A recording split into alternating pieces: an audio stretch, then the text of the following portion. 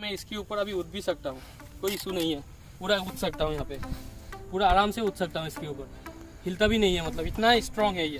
Hello friends, my self रिकुपर्णा, और आप लोगों को दूसरा एक मतलब रॉयल एनफील्ड का रिलेटेड वीडियो के लिए स्वागतम करता हूँ। तो इस वीडियो में हम लोग स्पेशली रॉयल एनफील्ड का जो ये क्रैश गार्ड है, क्रैश गार्ड के ऊपर मतलब डिस्कशन करेंगे। तो ये स्पेशली मैंने कस्टम मतलब खुद मॉडिफिकेशन किया था। तो ये जो क्रैश गार्ड है ये आपका तीनों पॉइंट में कनेक्टेड है, नंबर 1, नंबर 2 एंड नंबर 3। तो ये तीनों पॉइंट में जो कनेक्टेड है, तो इसके लिए मतलब इसका सुविधा ये है कि अगर ये कहीं पे गिर भी जाता है तो आपका ये मतलब स्क्रैच, इंजन में स्क्रैच आने का कोई चांसेस नहीं है, और मेरे मतलब पाँव में भी कोई चोट लगने का कोई चांसेस नहीं है। स्क्रीनशॉट आपको कुछ स्क्रीनशॉट दे दूंगा। एक्चुअली जिस टाइम में बनाया था उस टाइम में कुछ ऐसे प्रॉपर्ली वीडियो किया नहीं था, तो इसके लिए उस टाइम का कुछ स्क्रीनशॉट दे दूंगा।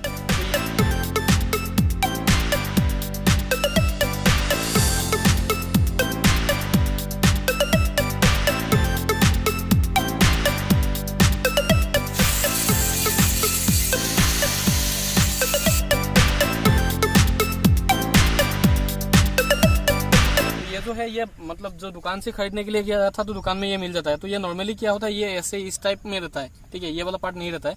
तो इसमें कनेक्टिंग सपोर्टिंग रॉड यहाँ पे और यहाँ पे रहता है। तो इसको बटरफ्लाई मतलब क्रैश गार्ड भी बोलते हैं कोई, ठीक है। ये देखने में बटरफ्लाई जैसा है, दोनों तरफ है। तो इसमें प्रॉब्लम यह था कि मेरा एक दिन एक छोटा मोटा एक्सीडेंट हो गया था। तो जिस दिन एक्सीडेंट हुआ था मैं ज़्यादा स्पीड में नहीं था, नियर अबाउट 20 to 30 में था। तो फ्लाईओवर से उतर रहा था, बारिश भी दे रहा था और धूल मिट्टी भी नीचे पे था। तो मतलब अचानक ब्रेक, आगे वाला जो ब्रेक है वो दबाने पर मतलब मैं इस तरफ होके मतलब गिर गया। जब भी मैं गिर गया तो गिरने के टाइम पे ये जो क्रैश गार्ड था उस भी काम का नहीं था। तो इसमें क्या, 2 कनेक्टिंग पॉइंट था। ये डायरेक्टली इतना ज़्यादा, इसका तो आप लोगों को मालूम ही होगा, 2 क्विंटल जितना इसका वेट है। तो वो 2 क्विंटल वेट प्लस मेरा जो वेट है, ये यहाँ पे आने पे ये डायरेक्टली मतलब 13 हो गया। 13 होके पूरा ये 13 हो गया, ऐसे 13 हो गया, और यहाँ से भी थोड़ा 13 हो गया था। और मेरा जो पाँव है घुटना मेरा मतलब मिट्टी पे आ गया था, जिसमें मतलब थोड़ा बहुत मतलब सोच आया था। ये जो क्रैश गार्ड है ये टोटली मतलब सिर्फ दिखावा के लिए था, ये कनेक्टिंग तब तक नहीं था, ठीक है।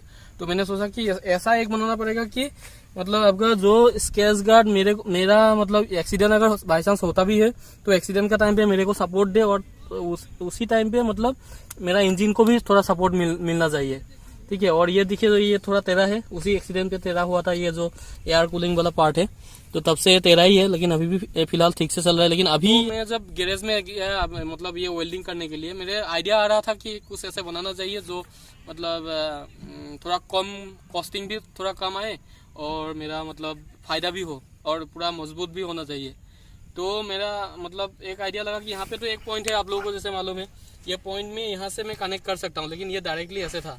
तो मैं जब गया वेल्डिंग करने के लिए तो उन्होंने मुझे ये एक पार्ट निकल के दिया। ये है, आप देख सकते हैं, ये है सुपर स्प्लेंडर का हैंडल बार, ठीक है। तो गैरेज में पड़ा हुआ था।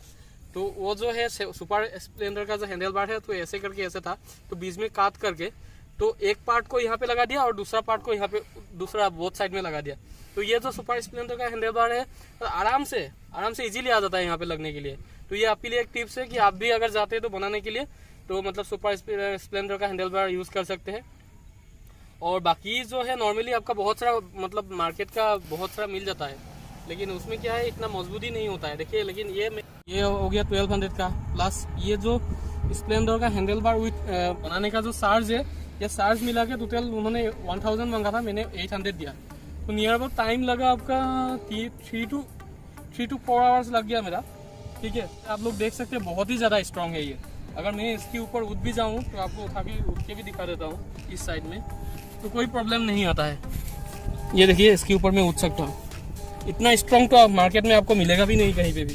और दूसरा, कभी कभी क्या होता है कि पाव मूवमेंट में थोड़ा सा प्रॉब्लम आ जाता है यहाँ पे, आप देख सकते हैं। लेकिन मेरा यहाँ पे कोई भी प्रॉब्लम नहीं आता है, आप देख सकते हैं। किसी का कंप्लेन मैंने सुना था कि तो ऐसा तो इंजन गार्ड तो बना दिया, लेकिन वो पाव मूव नहीं कर सकते, लेकिन मैं आराम से मूव कर सकता हूँ, गाड़ी को आगे पीछे चला सकता हूँ। इतना तक तो मेरा पाव कभी आज तक लगा ही नहीं, तो आराम से मूवमेंट कर सकता हूँ पाव का।